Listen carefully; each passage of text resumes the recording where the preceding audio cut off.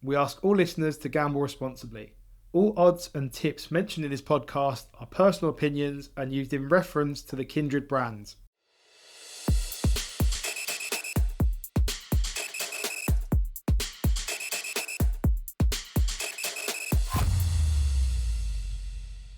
Hello and welcome to Game Week 5 of the Kindred Kickoff Podcast. We're back with a bang. International break is over finally.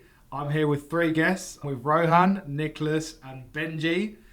We're going to be kicking off a little bit different this week. We're going to be going over the Player of the Month. Obviously now we've had a month of Premier League football. I think we're in a good place to judge some players that have really done well this season so far. So I'll kick off. I've got a bit of a short list of players that I think have performed well and taken the limelight. My kind of three that I've been toying with, one of them was a pick that I actually said would do well in the first podcast in Ivan Toney's absence, was Mbuemo, who's started the season really well. Another one who I think has come up in a few different pods is James Maddison, done really well, a lot of assists, playing that number 10 role, vacating the Harry Kane space that's been left. Bissouma, so two Tottenham players from my side and a Brentford player.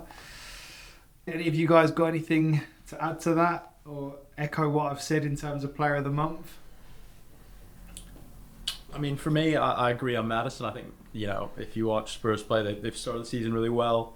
I mean, if you watch just everything goes through him, he kind of goes wherever he wants, and their sort of plan A is just get him the ball as often as they can.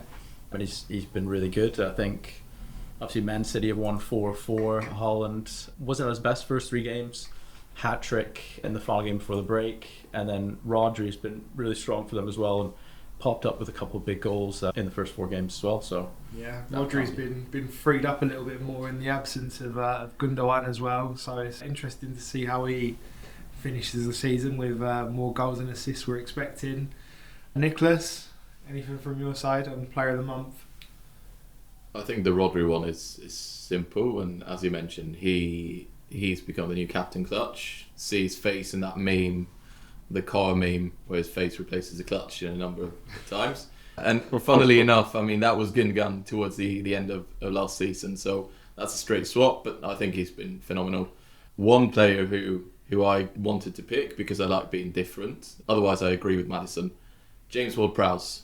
Yeah. What an entry to the West Ham team. 3 assists and a goal in 3 appearances.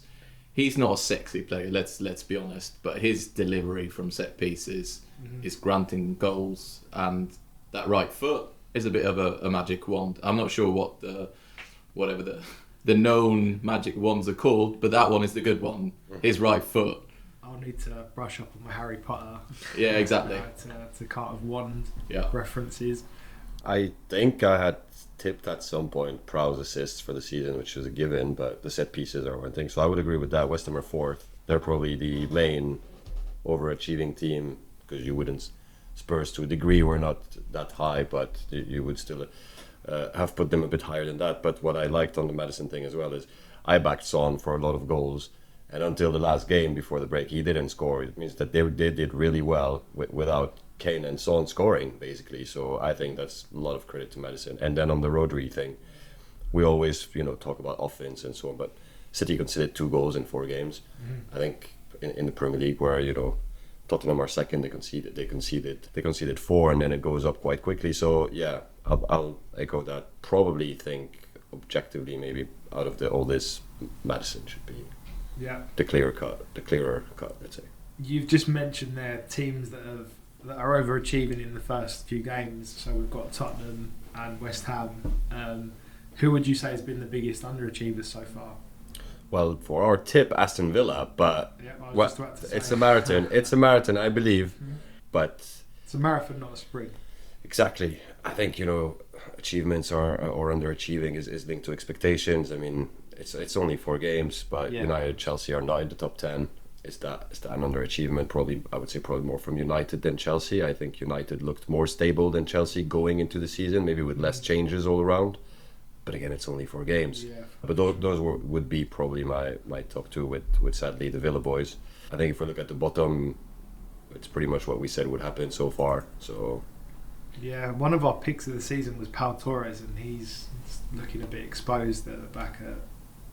Any kind of pace seems to be getting around him. Yeah, they were linked with Harry Maguire at one point, and I thought if they had Pau Torres and Harry Maguire... I think Aston Villa's tactics as well have been exposed towards the bigger, or by the bigger teams. Yeah. I think both Liverpool and Newcastle absolutely obliterated that defence. High line, slow defenders. Yeah. Whilst they run riot against the slightly worse teams. On the poorest performance, Newcastle. Yeah. I mean, I want to say called it. Let's just wait to see Eddie Howe being replaced by Mourinho, and I can pat myself on the back. But I think they're in a bit of trouble, obviously. I think they've underachieved compared to their ambitions. But again, 4 games into the season. They had a great first game. Yeah. But in their defence, they've had a really hard start to the season. So that's the thing as well. And then you're going to have the eternal debate, and probably Villa will be like that. Beats every 7 and onwards team, loses to all the favourites. And then you have some teams who beat all the favourite, but then loses to Everton and all the guys in the middle. So I think you're going to see those patterns developing in the season as well. Yeah. Everton as well. Shambolic start. Oh, yeah, they're in trouble. Absolutely I atrocious. think I said on the last pod, I'm worried for Everton. They were an unbelievable save away from losing that game in the last minute. Pickford made a mad save and celebrated like he'd won the league. They still haven't won a game. They still haven't won a game. Let's put things into perspective. So yeah, a lot to unpack. It's been a great month, and we will kick off with last week's fixture. Luton West Ham, obviously the first game at Luton's ground.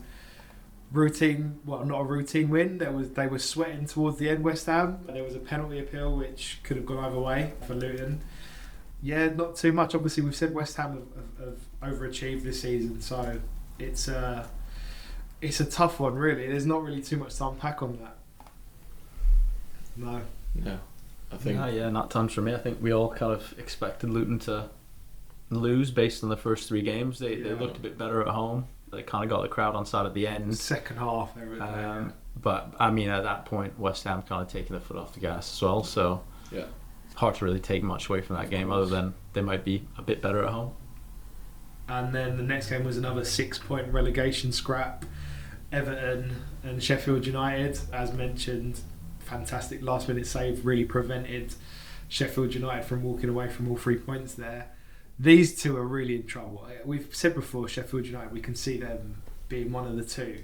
That's the thing. No one is happy with the draw, but it's also both teams' first point. So it's going to be tough. One of them will have to go down, because I think the bottom 2 will go no matter what, Burnley and Luton.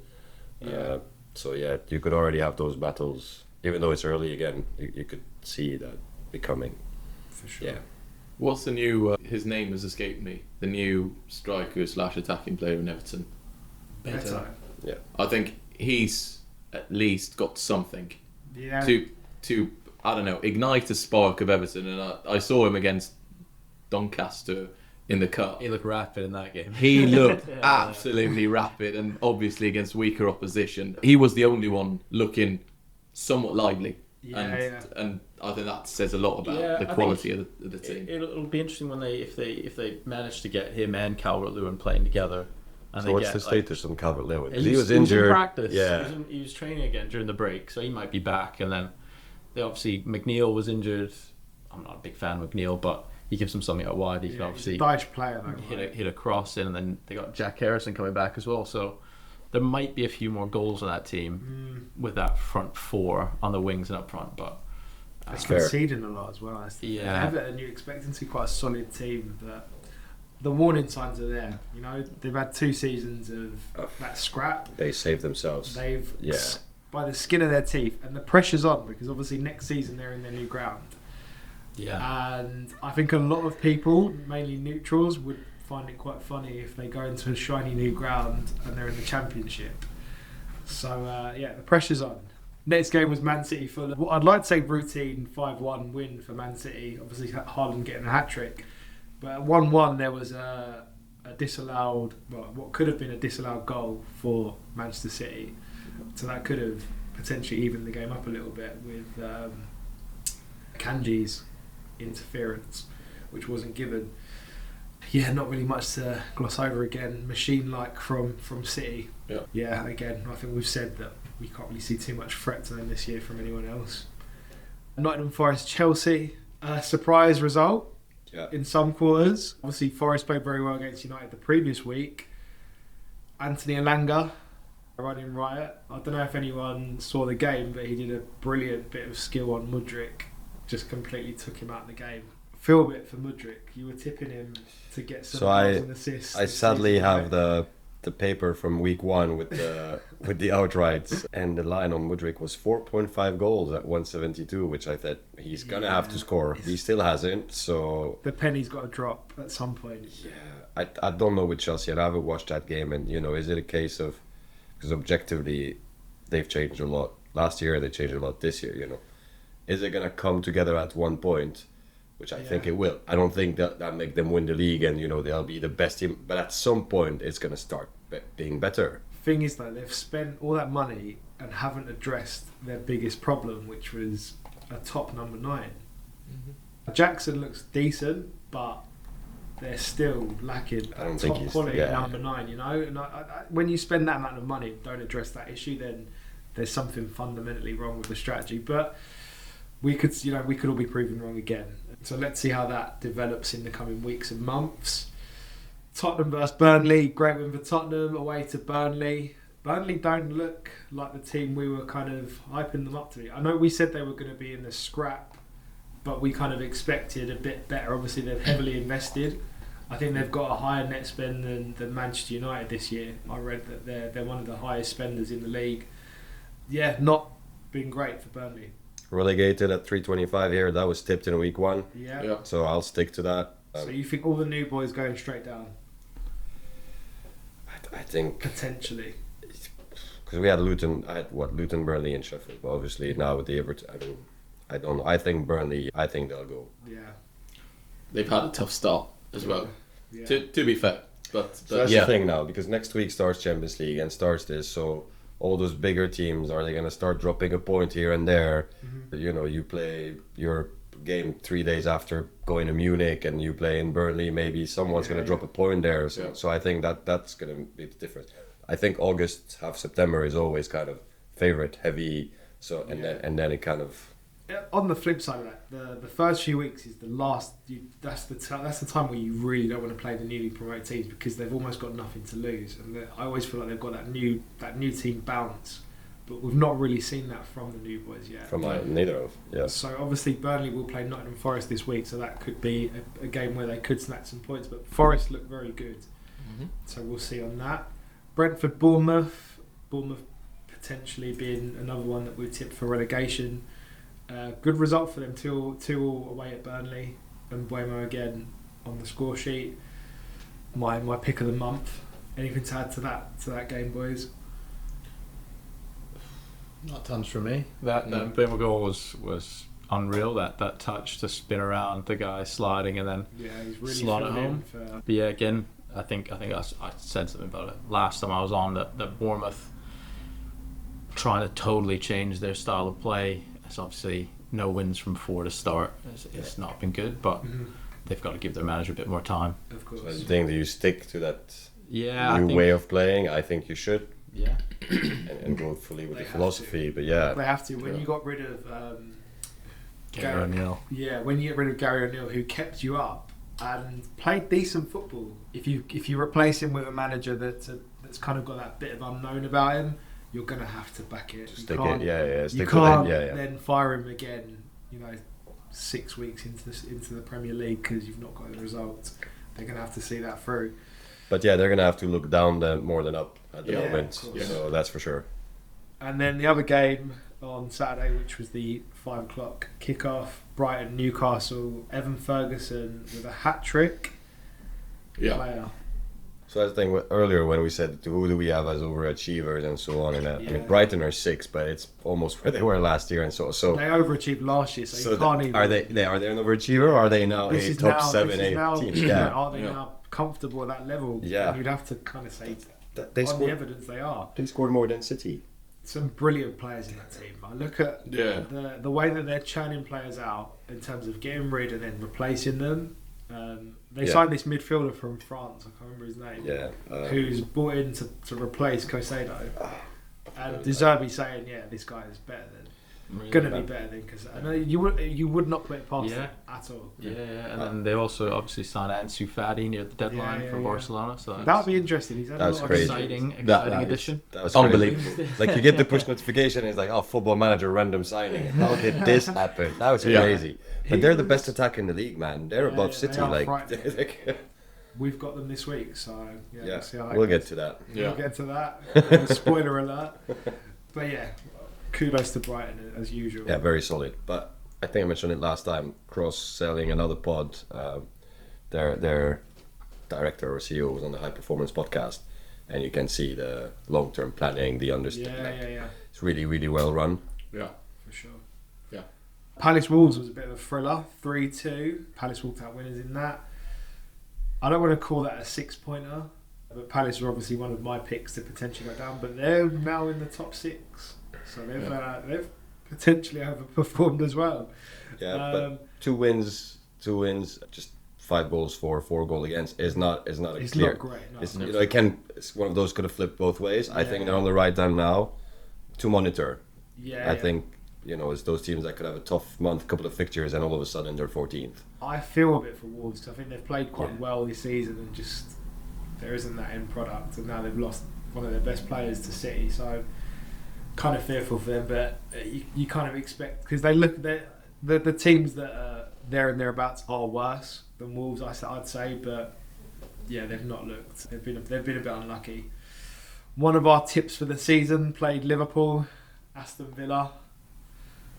We spoke about the exposure to Pau Torres and that Aston Villa backline. I thought Liverpool were there for the taking. That's what I was saying on the previous pod, that no Van Dijk and some injuries as well. We kind of thought Villa could kind of get out of there, but 3-0 win for Liverpool.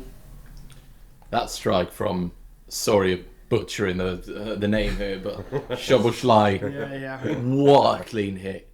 Honestly, that's poetic. Yeah, he scored a brilliant free kick in the international break as well. Unreal hit of the ball. So he's shaping up to be a decent player for Liverpool. I still think they're very open. Liverpool's a hard one. Like we talked about their lack of midfield, or the players they had lost in midfield and so on. And so far, they seem to actually almost play better than last year, to a degree. Attacking wise, absolutely. Exactly. Like carrying the ball forward. So that's really weird. But that's the kind of double-edged sword. Like it can backfire quickly, lose the ball quicker. They've had favourable fixtures. Maybe not Villa, but the fixture list hasn't been too unkind to them. Where you can look at others and you can tell they've had a really tough start. Liverpool's has been fairly winnable games. So we'll see when they come up against the stronger sides how they can perform. Last game of the week was Arsenal-Manchester United. Absolute. Niklas won't even look at me at this point. Absolute sickener for me and Niklas. I was gutted. I thought we'd won that game. I thought we managed Arsenal quite well. We kept the ball well at the back, and we kind of sucked them into us a bit and hit them on the counter, which has worked for decades against Arsenal since the Fergie days. Yeah, we were minutes away from winning that. Offside goal, obviously, and then we just fell apart at the end. But when you bring on your 4th and 5th choice centre back pairing, that can happen. But going into that game, I was happy with a draw. I would have taken the draw.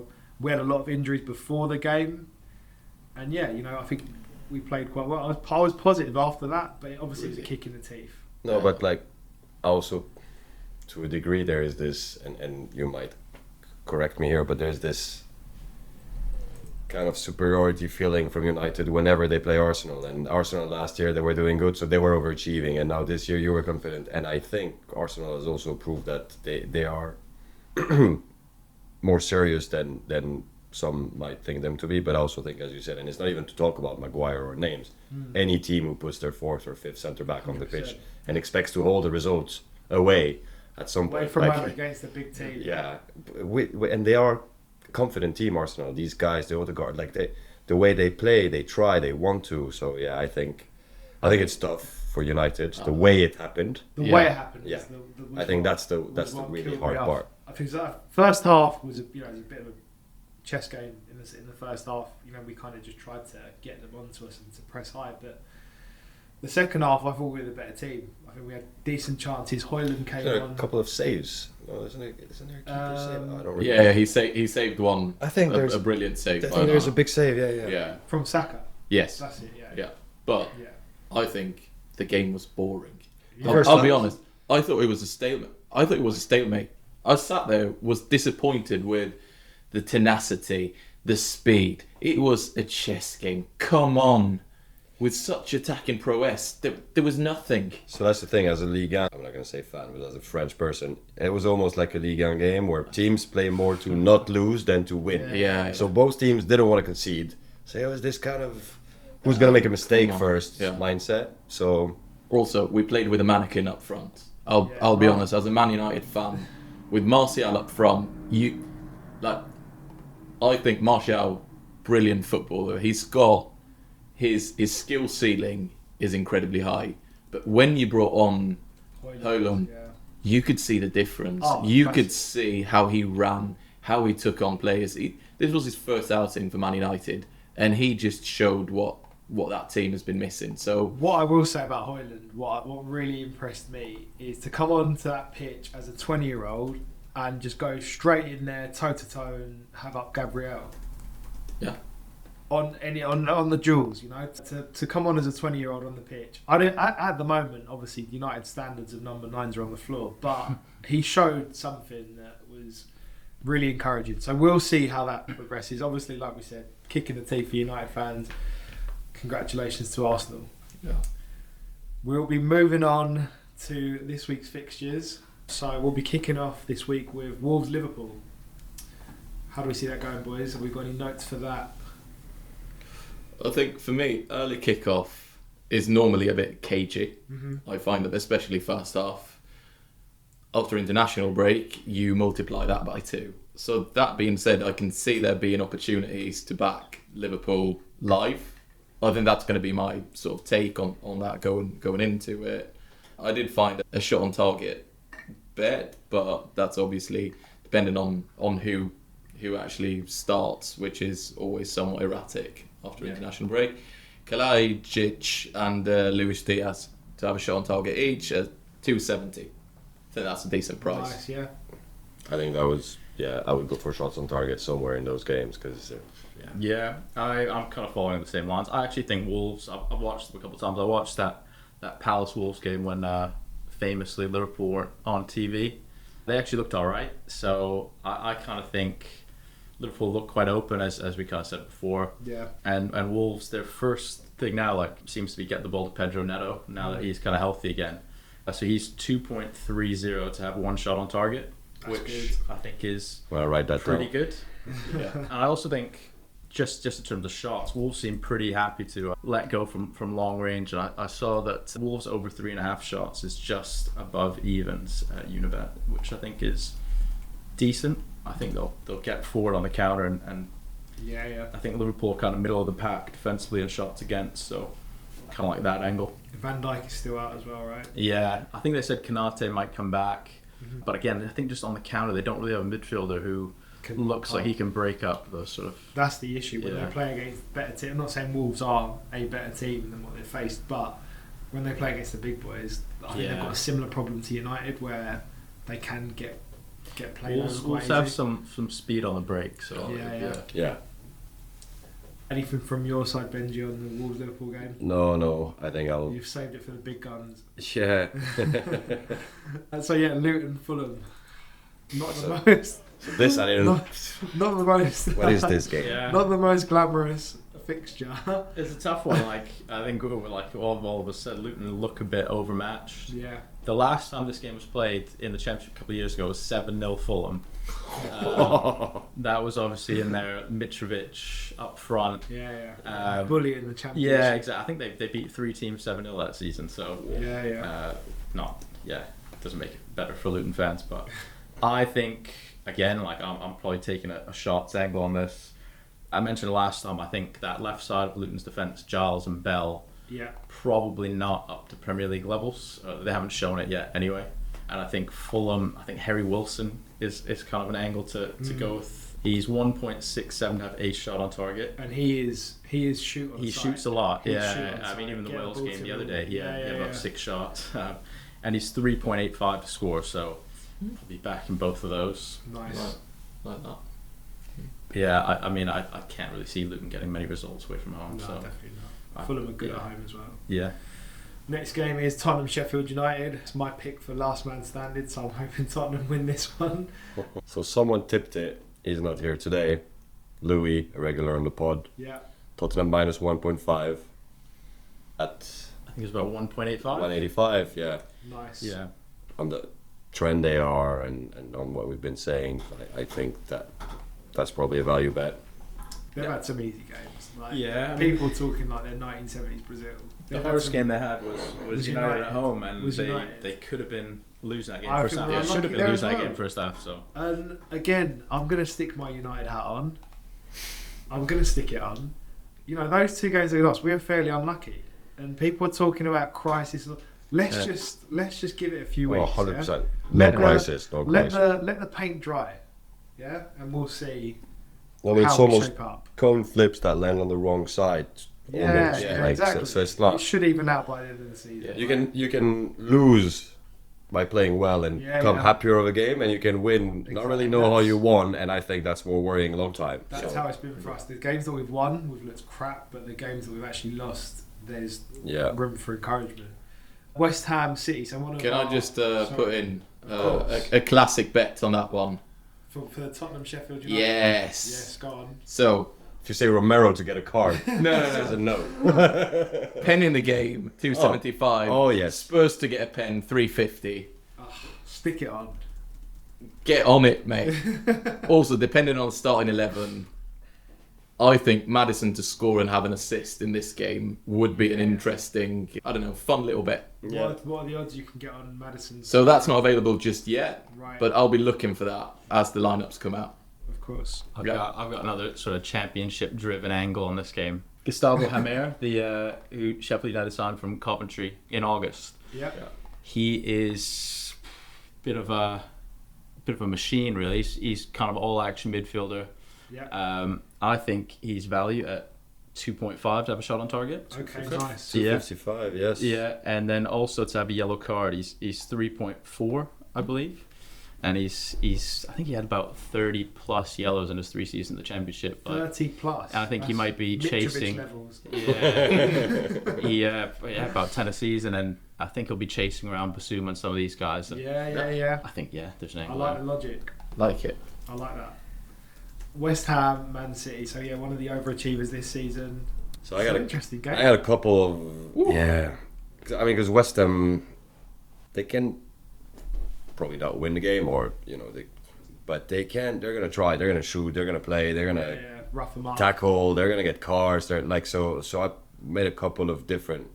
You mix and match them how you want, but like Bowen's been incredible. He has 3 goals to assist and 2 cards or something. So take whichever you want to back. He's another one. Shoot on sight. Yeah. Yeah. So I think one of the doubles I had was Bowen to get a card and Paqueta to get a shot on target. That's 9 times the money. Yeah. I had one with Soucek as well, but I don't think he'll start. But he's also a regular long distance shooter and central mid for cards. Is this Paqueta to pretend he's getting a yellow card or to actually get a yellow card? Oh, I don't know. So we've got to be careful. I don't know. That's true. That's true. I forgot about that. Oh. And then Bowen to do like kind of the double you just suggested, to have a shot on target and a card. That's also 9 times the money. So you pick if you want 2 Paquetas, 1 Bowen. But I would probably go for that because they're gonna shoot long distance against City or mid long distance because Yeah. working their way to the box is complicated. Corners is a good one for this because West Ham know that they've got Ward-Prowse and they'll be trying to get as much free kicks and corners. Yeah, as watch some possible. guys on the wings try to get Yeah, fouled yeah. and get those like inner Bowen, free kicks. Yeah, Bowen is one of those players. that's very true. A live wire. Is that you concluded Yeah. for West Ham? Niklas, anything from your... I think, I'm sorry, but whenever I watch West Ham, and I know I slated them in the first pod for being boring, unsexy, mundane team, Yeah. and they are performing well, I still think they're atrocious to watch, but hey ho. Whenever I watch Kufal play, I think he should be carded. Like, there is no doubt about it. He's 440 to get a card, and if he's matched up against Grealish, I think that's a good price for anyone, because Grealish is one of the most fouled players in the league. Course. So yeah. Craig did actually. So Craig, who was on episode 2 or 3, I believe, did tip West Ham to potentially go down. As that was one of his like nuggets of wisdom. Not looking good for him there. Not looking good from there, but he did have some very good odds on that pod. I think it was also mainly a know that you tipping Palace to go down. But. Yeah. I said Palace as a wild card. I said Palace, but I will stick by what I said. Palace are just one of those teams. No, you didn't say it was a guaranteed relegation. No, I'll give you that. Listen, I'm not going to go back on it, but they're always mid-table obscurity, aren't they? They're always 10, 11, 12. But yeah, it'd be nice to see them go down. United, Brighton next. Yeah. So I just had one piece of stats that I pasted in our chat, which was 5 goals scored for United, 12 for Brighton. Yeah. Like, you get in that game with that record is. So I do think United's going to play well at some point, but I think I'll take, again, not mine, but who's going to play up front, Ferguson or Welbeck. If it's Welbeck against United, he scored a few goals against. Yeah. I mean, every striker always scored. Like, again, they perform better. It's just this thing that happens, and that's 385 the money. But I don't know. It's because we don't know who's starting yet. So I always liked Welbeck, but ask me again in a week, and we'll see how we feel. Yeah, and again, Brighton are a bit of a bogey team for United. They always play well against. So yeah, it's game on. United have to bounce back. Højlund probably starting this game, I reckon. Yeah, it's good for United. So we'll see. Pellistri will come on the right, I reckon. So that'll be another unknown entity for people that don't watch United. But yeah, we'll see how that shapes up. We've still got a few injuries, so we'll see. Villa, Palace. Villa's got to click in at some point, right? This is a game where we fancy them to be like the team we expect them to look like. Yes. Palace, although they've done all right this season, I can't see them threatening too much. I have a bet. It's a treble for odds 3, so it's not really value, but over 2.5 goals.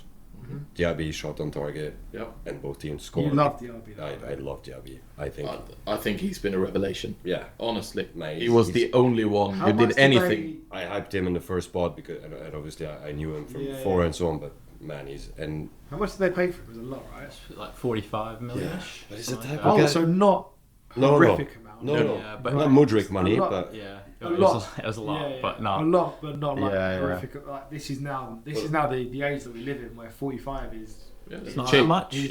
Not that bargain. much. Yeah. What was interesting is obviously he was chased by the Saudi teams. Yeah, but he's a Premier League. When you look at guys and you say this guy's a Premier League player, this guy's a Premier League player. Like the pace, the skills, So but it's not really high, but I like to bet because I don't see any of the team not conceding. No, I'm with you. Both of them very similar. It's a shot on target, Diaby shot on target, and over 2.5 goals. Yeah. The 360. Yeah, take that any day. Yeah.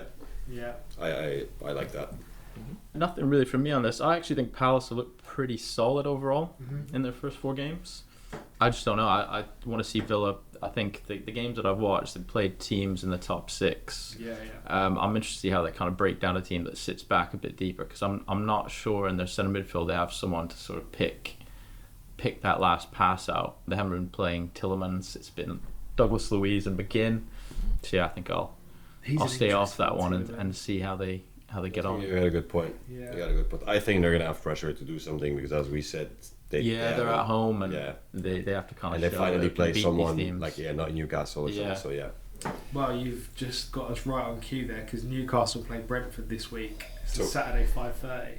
And one thing we need to remind for a few of those teams, at least 4 of them, and some others in the Europa League, but there is Champions League next week. Yeah. So how do you play this weekend? People are back from internationals. If you have unluckily some South American player who's going to come with like a 12-hour jet lag and a this and a that, so these things are going to matter. These things are going to start to matter. Newcastle back in the Champions League next week. I think all eyes on that. it's almost, those guys, they're going to play these games and you don't want to get injured and you don't want to get that. So I don't know how that game's going to go, but it could be actually not as, it would be a bit more cagey. Yeah, it could. I agree. I think sort of similar to what I said about Villa there. I think Brentford will come and set up in their shape and be tough to break down. I think Newcastle play 5:30 on Saturday, and then they play the early game Tuesday night against Milan, which is obviously a massive game, as you said. It's the first game back in the Championship in is that away 20 plus years. I think it's at home. It is. So I think Milan. Milan, sorry. I think they might kind of overlook this game. So I think if I was to bet, I'd probably back Brentford +1 on the Asian handicaps, 1.91.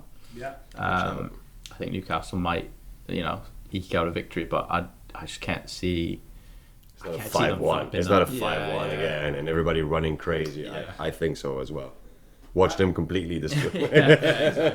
That starting 11 for Newcastle is like a strong starting 11, but then you look on the bench and it's still pretty weak. And that's what we said a month ago when we started. When these teams have to play Europe, even Arsenal, how is the squad depth? Yeah. Like, This for me is also, I think Brentford are exceptional at absorbing pressure, which they will be put under at St James's Park. This is where I would like you spice up your life music. Oh god. Let's go. I might actually try. We can actually start adding that in. We can, Producer. Producer. Cue the music, please, because here we go. Embuemo to score 450, absolute steal. I'm on it. Tonali to be carded because he always gets carded. That's if he plays. If he plays. Yeah, because he might save himself for getting back in Milan. He could, but I think especially in a game against Brentford, who are a counter-attacking team, he's so drilled in breaking up counters. 345 bargain to me.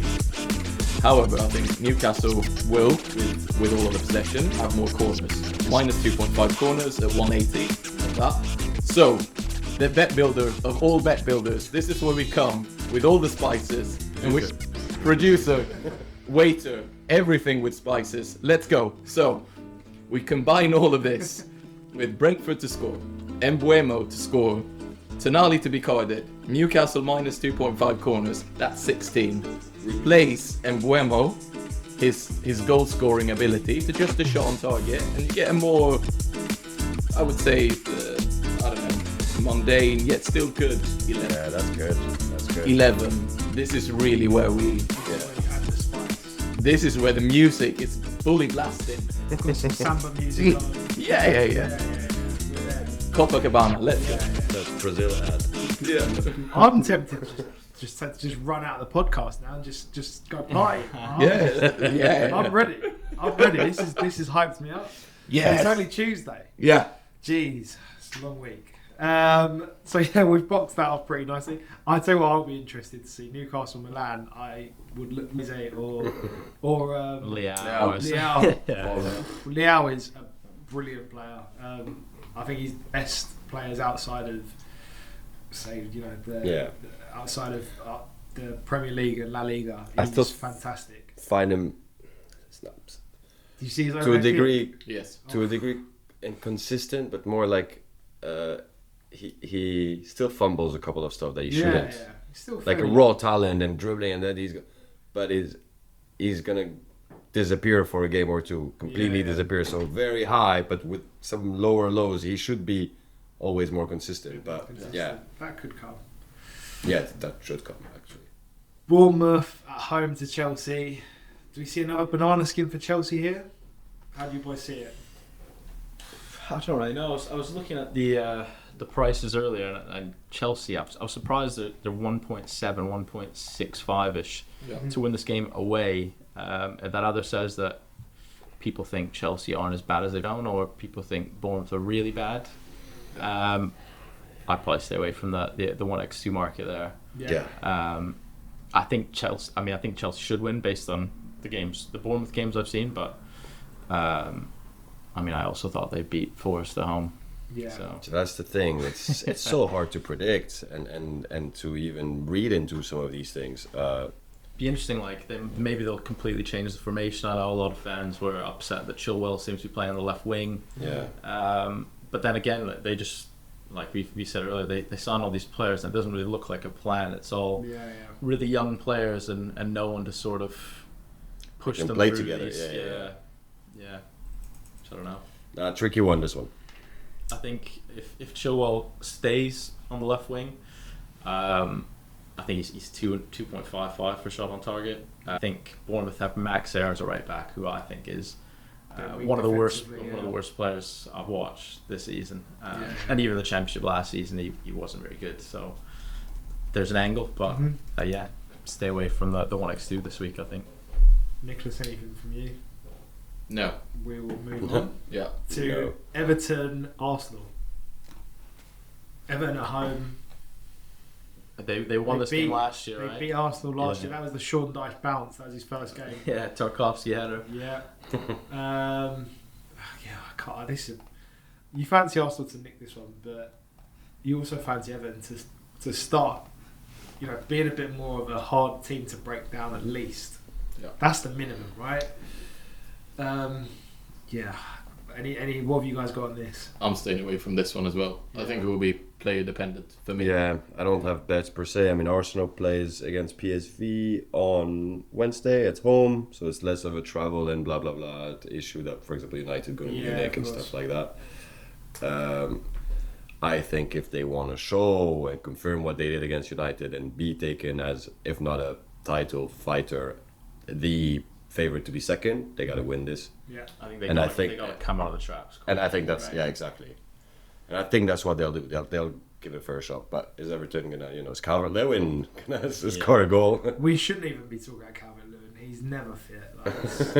He comes up every other pod, and the guy's literally got no knees left. It's sad. Yeah. Last game of the week is Nottingham Forest Burnley, the Monday ball game. Both teams to lose. Forest look decent. No, I know. I'm joking. I always debate. So, if you're familiar with the last man standing game, I was thinking of picking them over Spurs. Yeah, I think Spurs were the safer. The thing is, then on that logic, 218 to win Forest at home. That's a straight I think I'm backing that as well. Yeah, because then you don't even need to add something. You can spice it with a shot on target to make it go to 3 or 350 if you want. But I think playing like there'll this, be goals in that game because I think Burnley are really open at the back. Ilanga looking spicy as well, Yeah, Burnley are like they're not absolutely terrible when they have the ball. They're basically trying to play like Man City, but just with less quality. But I think for me, Forced to win over 2.5 and both teams to score is 4.2. Yeah, nice. I'd probably be backing that. I think Forced to win and some goals. it's a bit sad because I like teams like what you were saying about Burnley. I like teams who, even though they're not big and top of the league, who try to play from the back and who play football. I remember a great Portsmouth team who got relegated with Piquion like 15 years ago, who played great football, but they just didn't win. Yeah.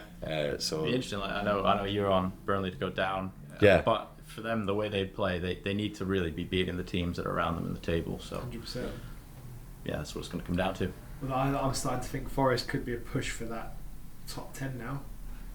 Potentially. Again, like they look strong. Good line. They've got. They signed a lot of players I've never heard of. Generally, you said they could have a completely different team. Yeah. And they literally signed 7 or 8 players on deadline. A lot of players from South America I've never seen play, so it'd be interesting to watch. Might take a while again.